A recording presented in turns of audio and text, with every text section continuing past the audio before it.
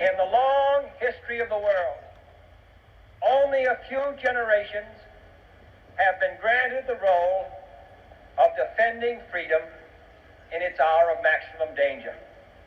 I do not shrink from this responsibility. I welcome it. Right now in China, Uyghurs are being tracked and traced, their every move recorded and monitored by facial recognition and AI-powered systems. Technologies provided in part by American companies like NVIDIA and Intel. Could these technologies be coming to your neighborhood anytime soon? Consider Clearview AI, whose facial recognition tech scrapped billions of images from the web and now threatens our anonymity. Or Palantir, whose data mining tools are used by governments worldwide, including our own, to track populations and predict behavior. Not if I have any say in the matter. So tune in, join the resistance, and follow me to freedom. I am the cigarette smoking man.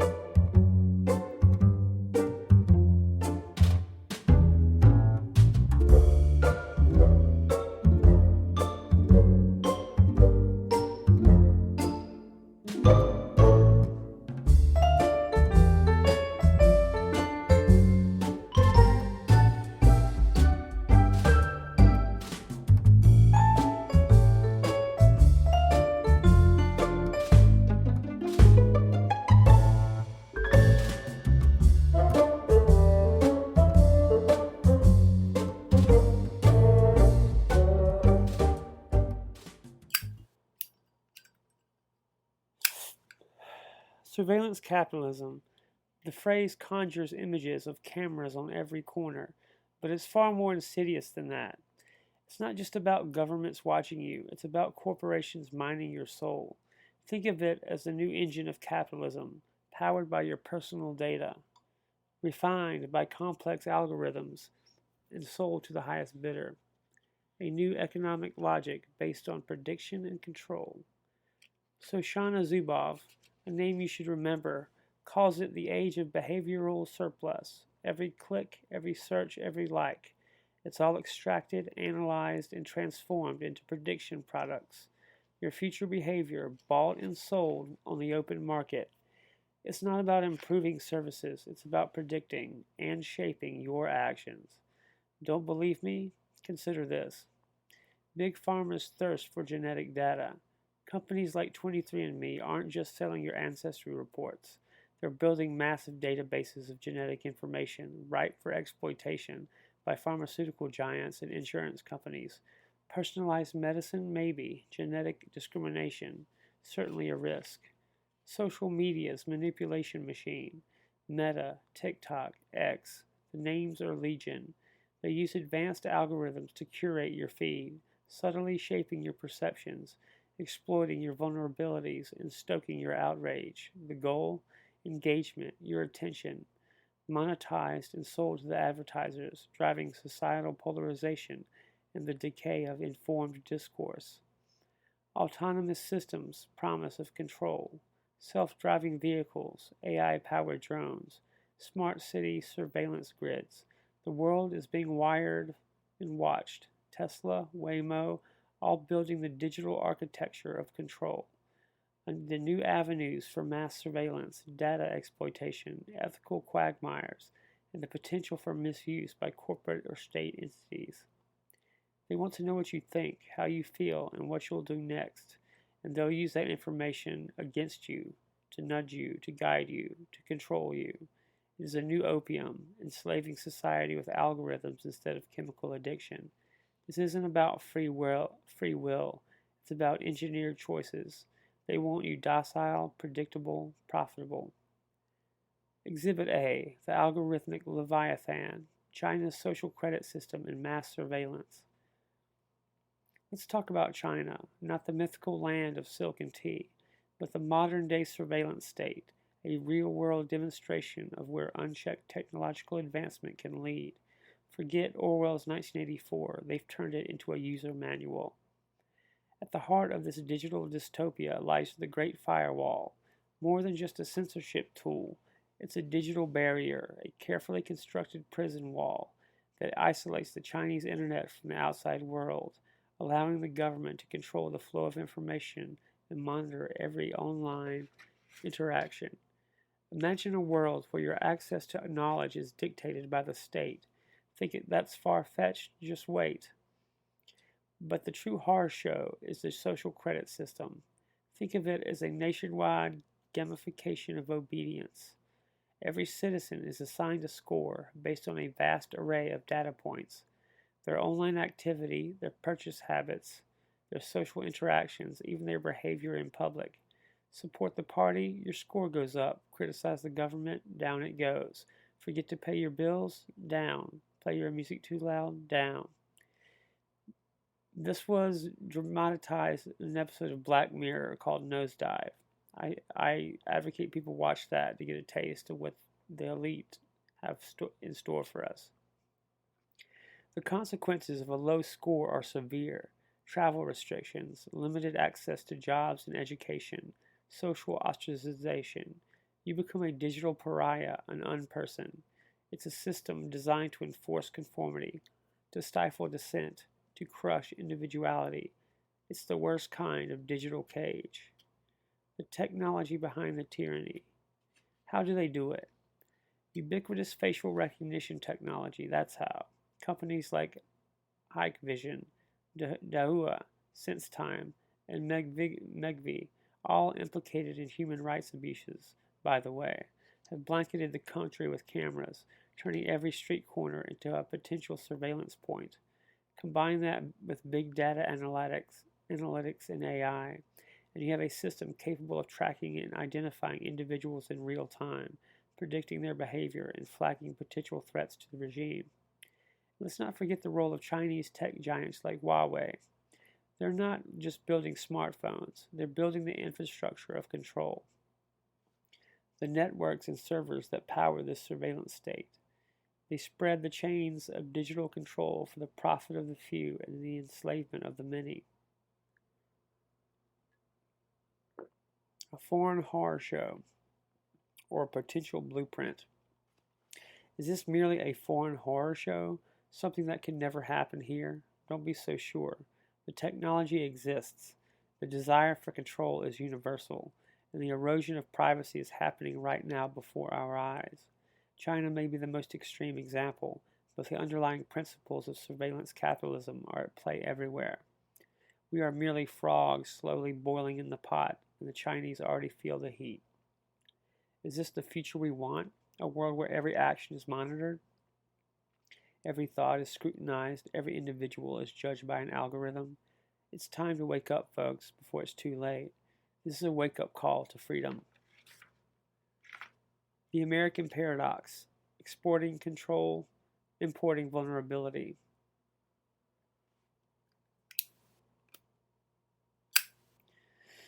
The quintessential American contradiction: preaching freedom while simultaneously arming the world with the very tools of its suppression. We build the digital cage, then feign surprise when we find ourselves locked inside. Our tech titans, draped in the flag of innovation, are the new arms dealers, peddling surveillance technologies to anyone with a checkbook. Palantir, with its data mining sorcery, finding a home in governments both democratic and despotic. Clearview AI, scrapping the internet clean, turning faces into commodities for law enforcement, and well, whoever else can afford the privilege. These are merely the names that dare to peek out from the shadows, the iceberg tips of a much larger and colder reality. Consider the military-industrial surveillance complex. Government contracts fueling corporate coffers, incentivizing the development of ever more intrusive technologies. Data analytics platforms designed to predict and preempt threats, conveniently blurring the line between genuine risk, and political dissent. Network security tools that monitor communications under the guise of protection, quietly building profiles on citizens under surveillance. The promises of homeland security, national defense, empty words justifying the slow creep of control. And where does all this data reside? Increasingly, in the sprawling server farms of Amazon Web Services and Microsoft Azure. cloud providers becoming the unseen infrastructure of global surveillance, hosting the data, providing the AI, enabling the very systems that erode privacy and freedom. They may not pull the trigger, but they supply the bullets. The true danger lies in the boomerang effect. These technologies, perfected and deployed abroad, inevitably find their way back home. Facial recognition in airports, predictive policing in our cities, social media monitoring by, well, everyone. The same tools to suppress dissidents in distant lands are now being used to monitor our own citizens, eroding freedoms under the guise of security or efficiency. A chilling echo of the Cold War, but this time the enemy is not a foreign power, but the very technology we created. The bitter irony is almost too much to bear. We export control, and in return, we import vulnerability.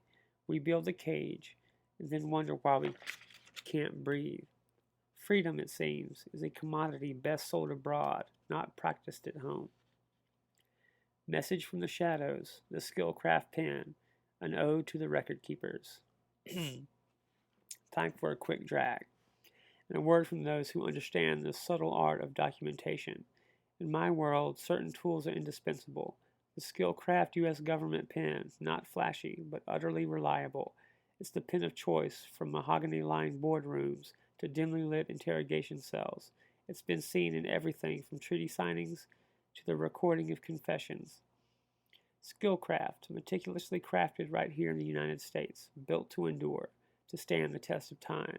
It's been used to create the official record, for better or worse. Skillcraft, the official pen of the permanent record. Make sure your story is written correctly, or at least legibly. The walls have ears and algorithms. Your smart home and IoT as embedded informants. They say a man's home is his castle, but what happens when your castle is bugged? When the very devices you invite into your living room become informants, diligently collecting data and sending it back to the corporate overlords. Welcome to the era of the smart home snitch. Let's start with the obvious. Smart speakers, Amazon Echo, Google Nest. Those seemingly innocent devices are always listening, waiting for their activation phrase. But they're also recording snippets of your conversations, analyzing your voice patterns, and building a profile of your habits and preferences. Amazon, in particular, has faced scrutiny for its Alexa voice assistant, with reports detailing how human reviewers, listen to recordings to improve the service. It's quality control, they claim. I call it eavesdropping. Then there are smart TVs, Samsung, LG, Vizio. They all collect data on your viewing habits, tracking what you watch, when you watch it, and how long you watch it for. Some even have built-in cameras that can potentially capture your facial expressions. Vizio, for example, was fined millions by the FTC for collecting and selling viewing data without user consent. They claimed it was anonymized, but the reality is that such data can often be re-identified. And don't forget the connected appliances, smart refrigerators that track your grocery purchases, smart thermometers that monitor your heating and cooling preferences, smart washing machines that analyze your laundry habits, even your home security system, with its Ring cameras and motion sensors, is collecting data on who comes and goes, when they arrive, and how long they stay. Amazon, which owns Ring, has partnered with law enforcement agencies, giving them access to footage without a warrant in some cases. Security or surveillance, you decide. All of this data is fed into sophisticated algorithms, creating what they call a digital twin of your existence, a virtual representation of your habits, preferences, and behaviors. This data is used for more than just targeted ads. It's used for influence, for behavioral shaping. They're not just trying to sell you products. They're trying to mold you into the ideal consumer, the perfect citizen, docile, predictable, and profitable. The illusion of privacy is powerful. We feel safe within our own four walls, unaware that devices we welcomed into our homes are quietly collecting data, building profiles, and sending it back to the corporate headquarters. They're snitches in a velvet glove, betraying our trust for the sake of profit and control. Social media's iron grip, engineering addiction and manufacturing consent. They say the road to hell is paved with good intentions. I say it's paved with likes, shares, and carefully curated algorithms. Social media, the great connector, the digital town square, more like the digital prison yard, where you're not just trading your freedom for likes, but for carefully constructed illusions of connection. Let's dissect the beast, shall we? The unholy trinity, Meta, TikTok, X. They aren't just platforms, they're empires, built on the bedrock of your personal data. Meta, Facebook and Instagram, the aging behemoth, still reign supreme in data collection. Every post, every friend request, every ad you click is all meticulously recorded, analyzed, and weaponized. Their algorithms, once hailed as technological marvels, are now exposed as engines of division, amplifying outrage and reinforcing echo chambers. Remember Cambridge Analytica? A mere prelude to the sophisticated manipulation tactics they employ today. Then there's TikTok, the Chinese-owned sensation, addicting youth on a massive scale. Short-form videos, endless scrolling, an algorithm designed to exploit the human attention span to its absolute limit. But it's more than just harmless fun. TikTok harvests vast amounts of user data, including location, browsing history, and even biometric information. Concerns about data security and potential censorship are legion, and its close ties to the Chinese government are deeply troubling. The cultural implications of our society becoming hypnotized by short-form content is unknown, and the risks are substantial. Let's not forget X, formerly Twitter, the self-proclaimed bastion of free speech, now teetering on the brink of irrelevance perhaps, or perhaps dominance through misinformation. Once a vital platform for journalists and activists, it's now a breeding ground for misinformation and propaganda, where bots and trolls roam free, and the signal-to-noise ratio is approaching zero. Elon Musk's changes to the platform may have broken the camel's back here, and many users have left.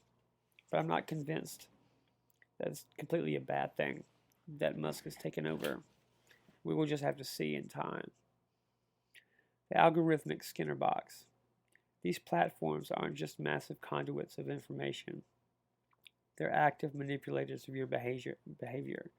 The news feed, the recommendation engine, the endless scroll.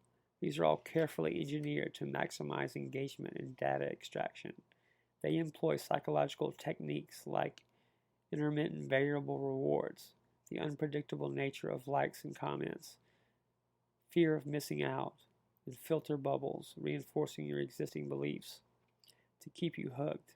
It's a digital Skinner box, training you to crave the next hit of validation, the next dopamine rush.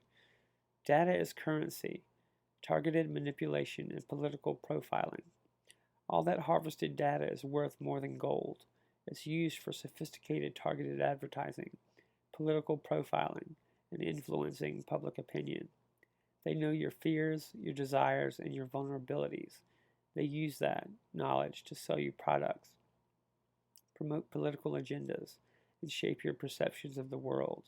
They have micro-targeted messages to exploit your weaknesses, and you will have no idea this happened. Cambridge Analytica was just the tip of the iceberg. Today, the methods are far more advanced, far more subtle, and far more pervasive. The very fabric of reality is being manipulated, one algorithm at a time. They've turned the digital world into a casino, and you are the mark. Breaking free, reclaiming your digital sovereignty. Can you escape the social media trap? It won't be easy. The platforms are designed to be addictive, to be inescapable. But awareness is the first step. Question everything. Turn off notifications. Limit your screen time. Curate your feed. Seek out diverse perspectives. Don't be afraid to disconnect and take a break. The real world is still out there, waiting to be explored. And maybe, just maybe, you can reclaim a little piece of your mind. So put the phone down. Spend some time with your kids. Have a barbecue. Soak up some sunshine. The pharmaceutical panopticon, big pharma, data mining, and predictive health control.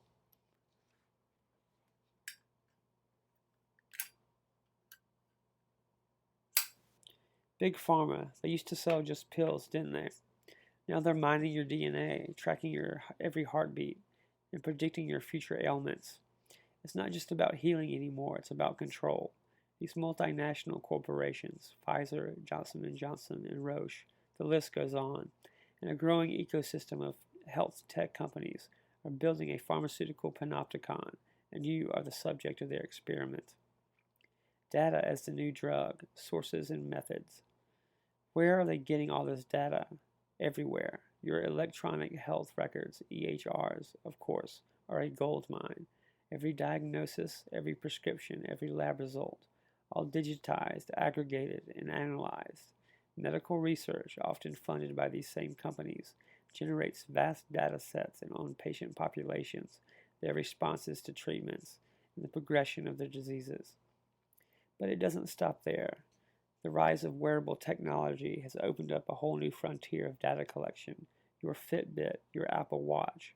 They're not just tracking your steps, they're monitoring your heart rate, your sleep patterns, your activity levels. All that data is being fed back to the manufacturers, who are then selling it to Big Pharma for a tidy profit. These companies should be paying you for this shit. And then there's the genetic testing services like 23andMe and Ancestry DNA. You spit in a tube, send it off, and get back a report on your ancestry. Harmless fun, right? Wrong. You've been giving these companies access to your genetic code, the blueprint of your existence. That data is incredibly valuable to pharmaceutical companies, who can use it to develop personalized medicines and identify individuals at risk for certain diseases. This could potentially also be used for ethnospecific biological weapons, which have already been theorized. These pharmaceutical companies often partner with tech companies to analyze the fire hose of data. They're using AI and machine learning to identify patterns, predict outcomes, and personalize treatments. It's all about efficiency, they say, about providing better care, but at what cost? The ethical quagmire, privacy, discrimination, and coercion. The ethical implications of all of this are staggering. Patient privacy is being eroded at an alarming rate. Data breaches are becoming increasingly common, and sensitive health information is being exposed to hackers and criminals. The potential for genetic discrimination is very real, and was featured in the movie Gattaca from the 90s, if you remember that. Insurance companies could use genetic data to deny coverage to individuals at risk for certain diseases. Employers could use it to screen out potential hires. And then there's the subtle coercion towards certain medical treatments or lifestyle changes based on predictive profiles.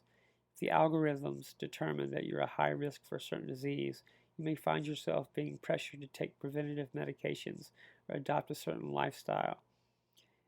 Is this true prevention or just another form of control? The question, as always, is cui bono? Who truly benefits from this predictive health control? The patients or pharmaceutical companies who are profiting handsomely from the sale of data and the development of new drugs? It's time to wake up and smell the formaldehyde. This isn't about your health, it's about their wealth, and your freedom is the price. The rise of the machines, autonomous systems, and the future of automated control. They promised us a Jetsons future, flying cars, robot maids, and lives of leisure. What we're getting is something far more sinister, a world increasingly controlled by machines, algorithms, and the cold, unblinking gaze of artificial intelligence. This so-called autonomous revolution isn't about convenience, it's about control. Autonomous vehicles, data collection on wheels. Take self-driving cars, for example. Tesla, Waymo, Cruise, they're all racing to put these vehicles out on our streets. Sounds great. Right? No more traffic jams, no more accidents. But consider this. These cars are essentially rolling surveillance platforms. They're equipped with an array of sensors, cameras, LiDAR, radar.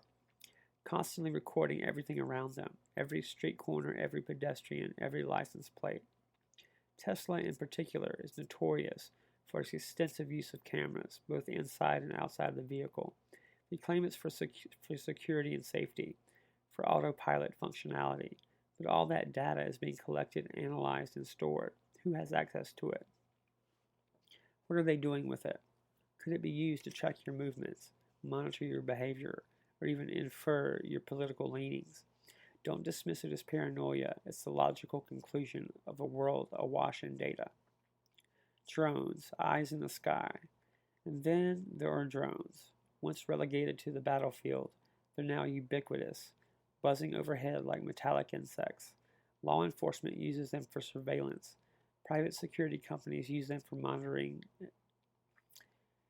And malicious actors, well, let your imagination run wild. Drones equipped with AI-powered facial recognition software can be made for a few $100 and can identify individuals from hundreds of feet away. They can track your movements, analyze your behavior, and even predict your future actions. AI in decision-making, the black box problem. But the rise of autonomous systems goes beyond vehicles and drones. AI is increasingly being used to make decisions that affect our lives. From predictive policing algorithms that determine who gets arrested to algorithmic trading systems that manipulate financial markets. The problem is, these systems are often black boxes. We don't know how they work, what data they're using, or what biases they might contain. This lack of transparency and accountability is a recipe for disaster. Companies like Palantir, known for their data analytics capabilities, are deeply embedded in these systems, providing the technological infrastructure for automated decision-making. And let's not forget the chilling prospect of autonomous weapon systems, machines that can decide who lives and who dies without human intervention. It's the stuff of science fiction nightmares, but it's rapidly becoming a reality. Companies like Boston Dynamics, now owned by Hyundai, are developing increasingly sophisticated robots that can easily be weaponized. The potential for misuse is staggering. We're sleepwalking into a future where control is increasingly automated, opaque, and unaccountable. A future where our lives are governed by algorithms, not by laws. It's time to wake up and demand transparency, accountability, and a say in the decisions that shape our world. Strategic maneuvers, a word from Monarch Holdings International. In a world of shadows and surveillance, some choose to understand the game and play it strategically. A message from Monarch Holdings International. Monarch Holdings International, registered in Nevada, is an innovative holding company dedicated to fostering entrepreneurial spirit and creativity, advancing libertarian principles like individual liberty and free markets. They achieve this through strategic investments in ventures. They employ cutting-edge business intelligence tools like IBM SPSS, IBM Watson and AI, and Palantir for advanced data-driven insights, providing a strategic advantage in an age where data is power. Monarch Holdings helps you understand the patterns, perhaps even turn the tables. They champion free expression and support overlooked talent. Monarch Holdings International, unlocking your potential with cutting-edge business intelligence, or as I might say, knowing which way the wind is blowing before the storm hits. The illusion of choice, terms and conditions, and the normalization of surveillance. They offer you a deal, wrapped in the language of convenience and connectivity, access to a world of information, instant communication, and endless entertainment. All they ask in return is everything. That's the illusion of choice, the grand deception at the heart of surveillance capitalism. The terms and conditions, a legal labyrinth designed to obfuscate, not inform. Lengthy, dense, and impenetrable to the average human. Who actually reads them? We click agree without a second thought, trading away our privacy for the fleeting promise of digital gratification.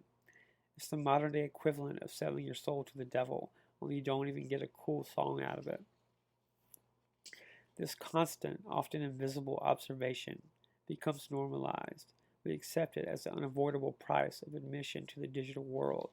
This all could have been avoided if we would pay just, some people say, $15 for our internet services instead of getting it for free and making this deal with these companies. A subtle but insidious form of conditioning. The chilling effect on self-expression and thought is real. Knowing you're being watched changes your behavior.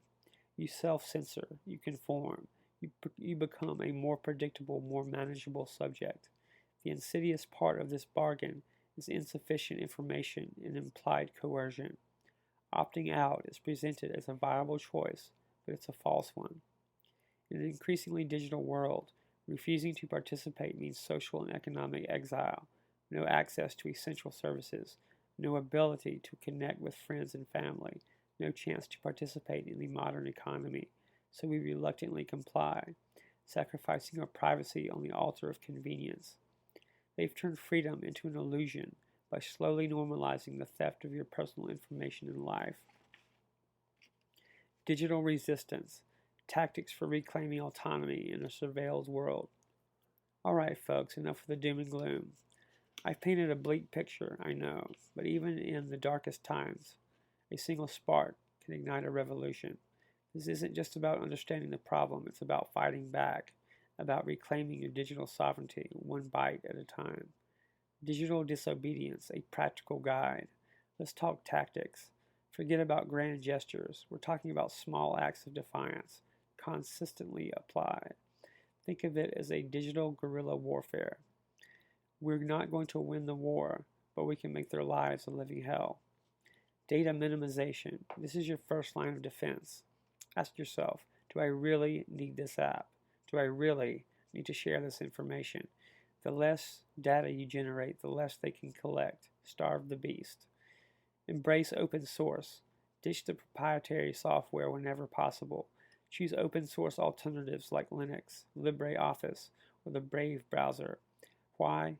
Because open source means transparency. You can see what the code is doing, and you can be sure it's not spying on you. Obfuscate, obfuscate, obfuscate. Make your data dirty. Tools like ad nauseum drown your real browsing habits in a sea of noise, confusing the trackers. Explore tools that add random searches to your history. Become a glitch in their system. Privacy-respecting operating systems. Consider operating systems built with privacy in mind.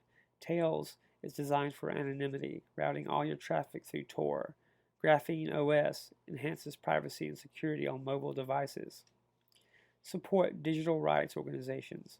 The Electronic Frontier Foundation, EFF, Access Now, Fight for the Future. These organizations are on the front lines, fighting for your digital rights. Support them, donate to them, make your voice heard. Beyond the basics, advanced tactics. Ready to take it to the next level. These tactics require a bit more technical know-how, but they can significantly enhance your privacy. Self-hosting. Host your own email server, your own cloud storage, your own website. It's not easy, but it gives you complete control over your data. Experiment with Raspberry Pi computers. Decentralized networks. Explore decentralized social platforms and messaging apps. These platforms are designed to be resistant to censorship and surveillance. Cryptocurrency. Use privacy-focused cryptocurrencies like Monero to conduct transactions anonymously. The political battlefield, advocacy and legislation. Individual action is important, but it's not enough. We need stronger privacy laws to protect our rights.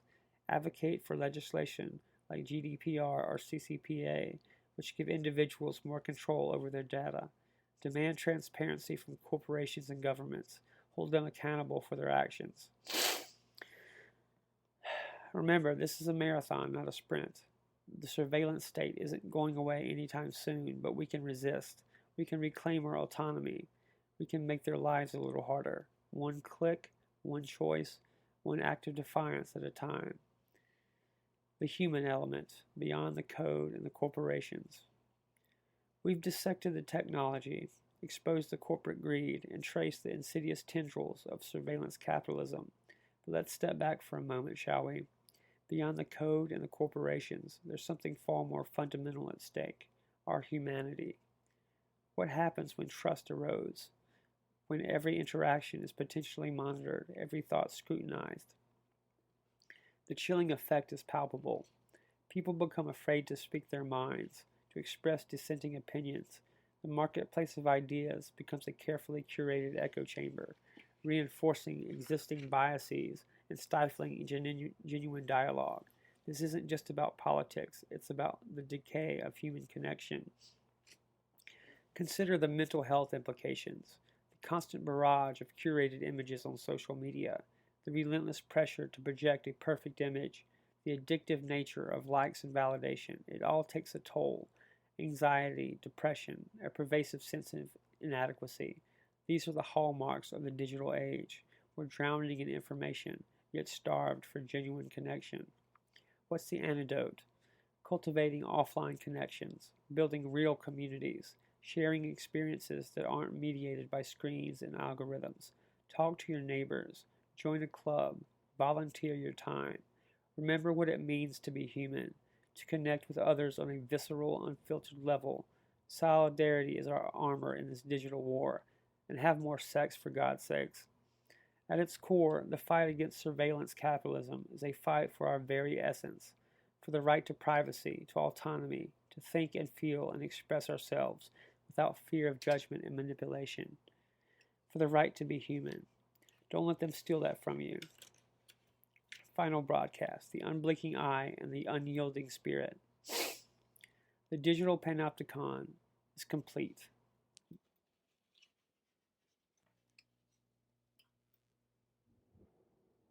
Their eyes are everywhere, their algorithms relentless. They listen to your whispers and track your every move. It's a bleak picture, I know, but succumbing isn't inevitable. The most crucial surveillance isn't theirs, it's your own. Watch out for your freedom. Observe the watchers. Join the resistance. Stay informed. Question everything. Make conscious choices. Use their tools against them where you can. Seek out encrypted communication. Protect your location data. They want you predictable. Don't give them the satisfaction. Dare to be unpredictable. Glitch in their system. Be the anomaly they can't algorithmically categorize. Until next time, I'm the cigarette smoking man. Thanks for being here with me tonight.